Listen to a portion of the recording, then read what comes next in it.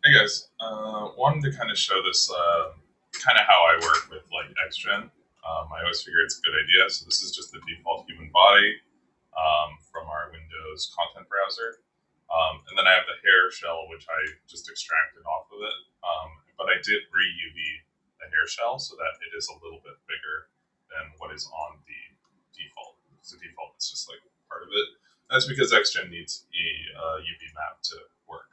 But so generally, like I usually keep this guy.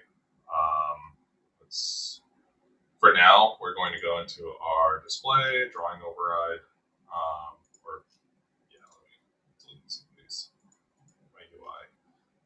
Drawing override, and I'm just going to set this to templated so that I get a nice little cage to see where it's going to be. And the way I kind of start with guides most of the time is under our generate tool or our generate menu. We actually have this thing called make paintable, and this is an old system called paintFX. So I'm going to make this paintable, and I'm going to use the paintFX tool. And by default, there's draw as a mesh. We're going to turn that off. So once we have that, then we have our geometry here is like completely paintable, and I'm going to just draw my first stroke. And I want to make sure that I'm going from like top to bottom because the top bit is going to be my root. Okay, and we can kind of see like there's where I have my hair, and this is going to help me because I find this a lot easier than just using XGen by default without having curves. So I can actually just start to draw out all of the little the flow essentially for hair. So it's like because hair usually comes like a little bit around. Sorry, not like that. It starts to droop, droop, droop. We have a little bit of this like tight corner before it starts to turn and come back around, something like that. And I just want to make sure that all of my hair kind of sticks to this these like flows. So I'm starting always top to bottom, top to bottom, top to bottom. And this is really easy to do in XGen as well, using like guides. But I find this kind of workflow to be really simple because it's just like you want to get your main shapes, but we can also like get pretty detailed with this because we're just controlling our paths, right? So that's kind of what this is useful for. Is like we get to really pick where and what direction certain flow shapes are going to go. So if I needed this to go like backwards, I'm going to have. I'm probably not going to do the full head. I'm just going to do kind of part of it. And I'm trying to make sure that I'm sticking on here as much as possible. Um, yeah, my flow is probably not really great here, actually, now that I'm looking at it. But that's okay. We'll just keep it kind of going. We can do these like some small, some short, some more overlap if we need to. We can kind of drive them however we want to, right? So that's pretty easy. And let's say I'm really happy with this. So then I would actually go in, and we have all of these brush strokes now. Okay. So these brush strokes, I'm going to go modify, convert, paint effects to curves. So when you do this, I want to make sure I'm not going to hide the strokes. I'm just going to delete them outright. Hit convert, and it'll go and it'll actually set me all of these CVs. So I'm going to group those. So I have them in their own group, and then we can just delete everything that is not them and our hair shell. So this gives me all of my curves right now as CVs, and XGen needing CVs as much as they do, or like a certain amount of resolution, I'm gonna go and rebuild these maybe to like something like 8, just so that they're a little bit all uniform. The one caveat is that they put all of their curve pivots at origin, so this isn't really that useful in this way, right? So let me just make sure this is all rebuilt again. Usually when I'm rebuilding curves, I know it's a weird tangent, I usually try to make one that's like super low so that it smooths everything out. So like we can apply that, we got a little bit of a smooth out of it, and then I will rebuild it back up to something a little bit higher. Have that. Keep its shape. And that way we can see we've got not as crazy a resolution as we possibly could want. But when you have all of these selected, this is what I like about this workflow is I can go select first CV, and you see it's selected all the CVs, and then I can go modify center pivot, and that'll actually change all of these CV. Select first CVs. They're all locked for some reason. Let's make sure that that is actually selecting.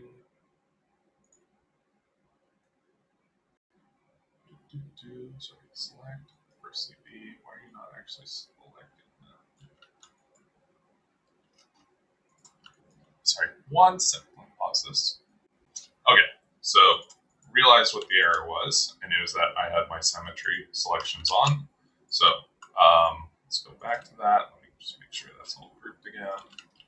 So yeah, you cannot have symmetry on because it's going to look for symmetry on some of these curves. So I'm going to select them again and go select first CV. There you go. So it should all be yellow like that. And then modify center pivot. So now if I go and I select these curves, I can actually rotate them out from that initial position. And you can just go around really easily, just like slightly give ourselves a little bit of volume, whatever that might be. And because it's like our hand-drawn like direction for it, we've got this like nice use for guides. So I can go and I can select my hair shell now. And we're gonna just go into our interactive groom. So we're gonna make our interactive groom, create interactive groom splines, sure. And I'm gonna actually go in and I can use this as my initial like starting. I can use those, kill that. I'm gonna add a guide, and now the guides in our we can use selected curves as guides. So what I can do, let's mess this one up. Actually, while we're here, where is my copy that over?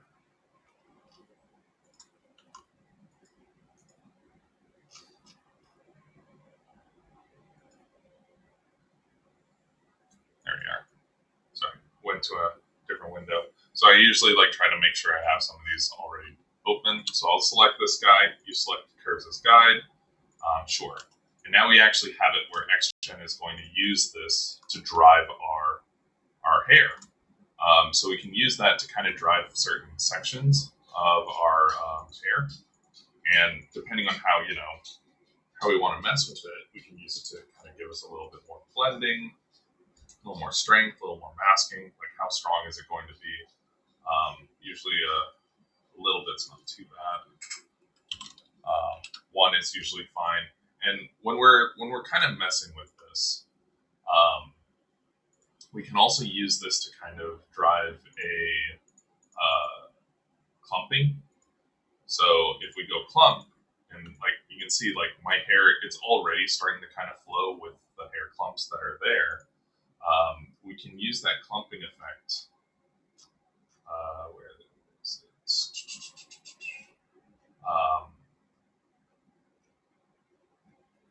Where is my clump effect? Oh, I know what it is. Sorry.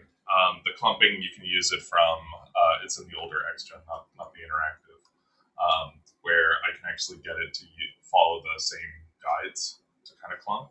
But like something like this is really useful because now we can get like a good amount of our hair starting to feel well.